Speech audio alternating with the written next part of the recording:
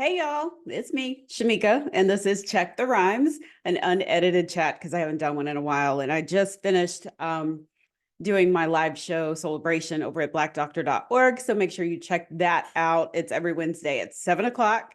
It's a live show on their Facebook and YouTube channels, and it is a lifestyle, wellness, health type of show. So learning a whole lot about a lot of things and being able to share your stories, your questions, all those things. It's been really fulfilling.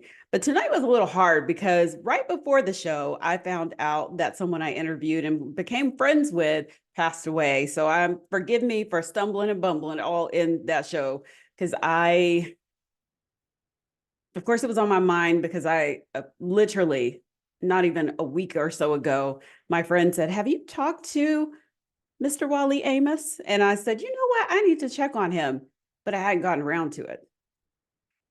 And so then to open up my phone and find out he passed away yesterday was just threw me for a loop. But it also reminded me about his spirit, right?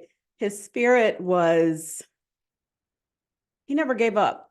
No matter how many times life knocked that man down, never gave up. So I met him in 2018 for this article here. It's hard to see, but in the magazine, because I'm sure you're wanting to know, Charlotte Magazine. It was 2018. And I was sitting in the office because I have a day job, y'all. I was sitting in the office and I heard my coworker, who just happened to be a preacher, he was sitting in a cubicle talking about how that particular Sunday and the past few Sundays, Wally Amos was in the congregation. And I thought, did y'all know I love a good interview? So I slid my chair out into the aisle and I said, "Did you say Wally Amos from Famous Amos Cookies?" And he said, "Yeah, that's him." I said, "Hook me up. I want to talk to him." So he said, "Well, let me feel it out. Let me see if he's interested." Well, if y'all have ever seen any interview with Wally Amos, he was interested because he loves to talk about cookies. So I was able to set up a time with him at Famous Toastery down in, I think it was Fort Mill, South Carolina, on a Saturday. I went down, ended up having breakfast with, I guess it was more like a brunch. I don't remember, but it was him and his friend who was hard of hearing.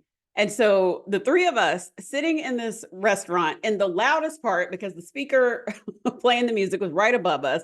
I'm trying to record and get Wally's comments. So I can't even really share the audio with you guys because you can't hear it. Like, I literally had to, thank God, I'm an old school journalist.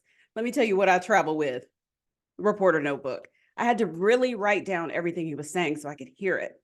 And so thank God, because there would have been, when I would listen to the audio, all I could hear was the music, and he whisper talk like this, so I couldn't hear him. So even though I turned the thing up loud.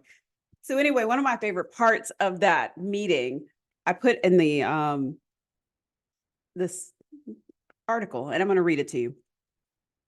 Oh, we did. I hadn't read this article clearly, because we met at the Famous Toastery in Fort Mill, South Carolina. He was dressed in his Hawaiian shirt, and it had like he had these rainbow lays on, like kind of because he lived in Hawaii for a very long time. So he greeted me with an aloha. It was everything. So anyway, and then he gave me a big old hug. So Amos ordered his usual, which was a bowl of oatmeal, no sugar, and a fruit cup. And I ordered 2 scrambled eggs. And when our food arrived, Amos picked up his fork and placed it right in the middle of my eggs and asked for a bite. Now, when I tell y'all, it took everything in my soul to not react. All I kept thinking in my head was my grandparents would say, "Respect your elders."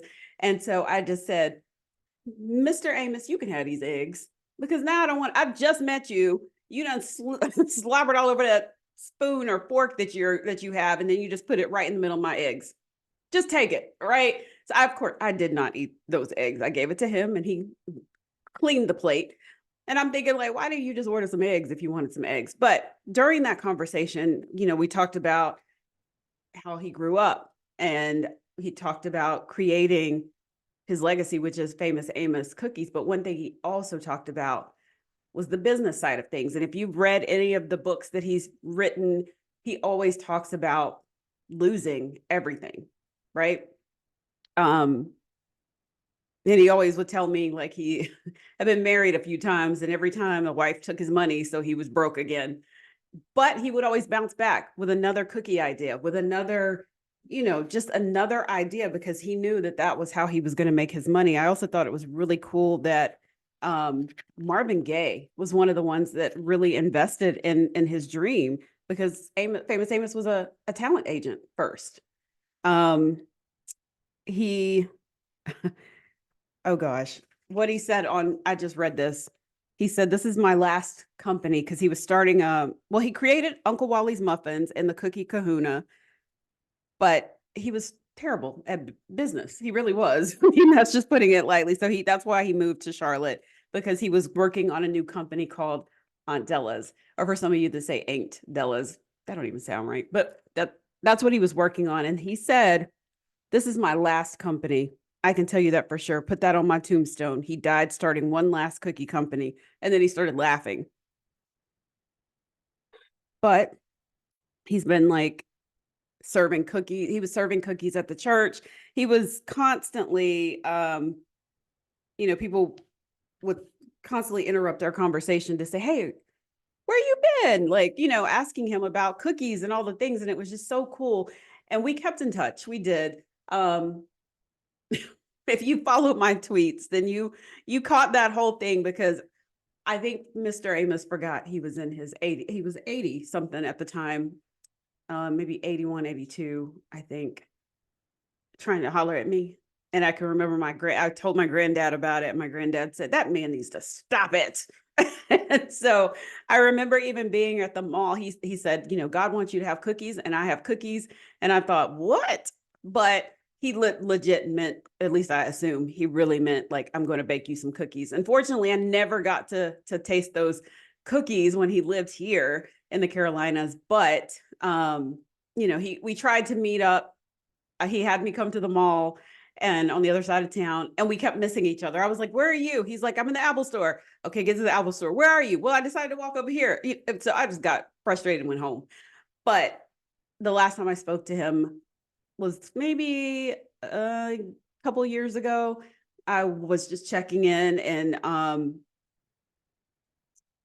he was back in Hawaii, a place that he really, really, truly loved. And when I was in Hawaii, I didn't really know how to reach him, which was last year. So I do hope he knows how much everyone loved his cookies, and he was inspirational. He was an inspiration no matter what. He was the epitome of life can knock you down, but you can get up and embrace it again with a new idea, a new creation. You can love life and smile through it all.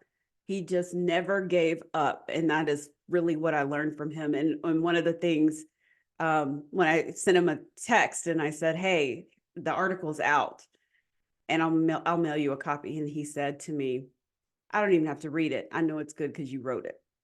That meant a lot, that he just trusted that I would take his story and make something good out of it. And I think, and I've said it in many interviews before, that is one of my favorite interviews that I have ever done in my whole life. So rest in peace, Mr. Wally Amos. You will be missed, and your legacy definitely lives on, and especially in my house. Now, gosh, I am not going to cry. I'm going to just get through this, but I do want to remind you guys that, again, Celebration is on Wednesdays, 7:00, blackdoctor.org. Check the Rhymes, always trying to put new content. So let me know who you want to hear about, who you want to see on the show. And Ladies Edition podcast, which of course, I co-host with my friend Shelly, and it's a women's podcast where we are talking about empowering your vajayjay and all the things, and telling you what life is like post-hysterectomy, because doctors be leaving stuff out sometimes. But anyway, yeah, I just also want to thank you guys for your support, for making Celebration a success, for making Check the Rhymes a success, which, let me rewind that. I do have Celebration merchandise on the Check the Rhymes store link, which will be in the somewhere on here. But I do have Celebration merch, and there's still the Check the Rhymes merch. Yeah, so we need to get some ladies edition merch, I think. Anyway, so of course, new content coming. Keep watching, keep liking, commenting. You know what? And if you don't like it, you don't have to hit a thumbs down. You could just walk on by, right? You could. I don't give people thumbs down. I just keep scrolling. But some of y'all out there, that's nasty work, ain't it? Ain't that what y'all be saying? Nasty work. Anyway, thank you. I just wanted to come on here and say thank you guys. So I will see you either on Celebration, Check the Rhymes, or Ladies Edition, or just on social media. So, oh, wait, I did have something else I wanted to say. The Luther Vandross, Luther Never Too Much documentary.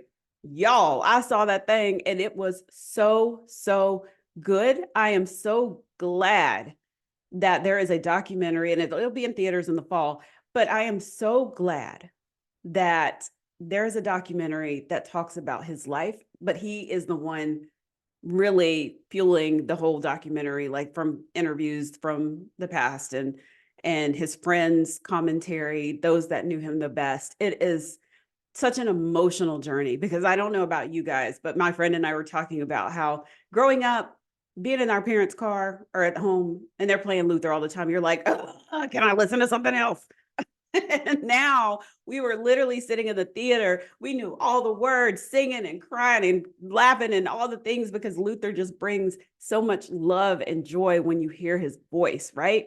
And goodness, like I have had Luther on repeat since I've seen that film. But the coolest part about that situation was my friend Trey, who runs the Cine Odyssey Film Festival in Charlotte, he hit me up and he said, hey, First Lady of Def Jam, Allison Williams, she's coming to the show. And I remember seeing her on Check the Rhymes. And I thought, gosh, I haven't talked to her since 2021, since she was on the show. And I was like, all right, I'm gonna come to the screening, because y'all know I just really be in the house. And so I went to the screening. And the crazy part is she sat in front of me and I didn't even realize it. She didn't know I was behind her. Until Trey said, hey, the First Lady of Def Jam is in the building. And she stands up and I was like, oh my God, you were sitting in front of me the whole time.